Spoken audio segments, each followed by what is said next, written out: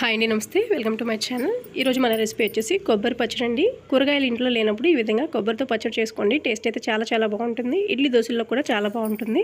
దీనికోసం కడాయి పెట్టి 2 table spoon oil వేసి 2 టేబుల్ స్పూన్ పచ్చెనపప్పు, 1 టేబుల్ స్పూన్ మినపప్పు, 1 టేబుల్ స్పూన్ ధనియాలు వేసి అవి దోరగా వేగిన తర్వాత 15 వరకు ఎండుమిర్చి వేసుకొని ఒక 2 రెబ్బల కరివేపాకు కూడా వేసుకుని చిన్న నిమ్మకాయ అంత చింతపండు కూడా వేసుకొని 1/2 స్పూన్ పసుపు వేసి ఈ విధంగా వేగిన తర్వాత స్టవ్ ఆపేసి చల్లారిన తర్వాత మిక్సీ అయితే పట్టేసుకోవాలి. కొంచెం కోర్స్గా గ్రైండ్ చేసుకోండి. టేస్ట్కి తగినట్టుగా ఉప్పును కూడా యాడ్ చేస్తున్నాను.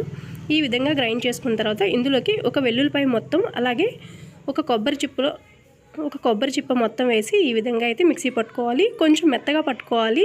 ఇందులోకి కొన్ని వాటర్ యాడ్ చేసుకుని ఈ విధంగా చూపిస్తున్న విధంగా మిక్సీ పట్టుకోండి. తాలింపు పెట్టేసి సర్వ్ చేసుకోవటమే. రైస్లోకి టేస్ట్ చాలా బాగుంటుంది. అలానే ఇడ్లీ దోశలో కూడా చాలా బాగుంటుంది. ఫుల్ వీడియోలో డిస్క్రిప్షన్లో ఇస్తాను, చెక్ చేసుకోండి.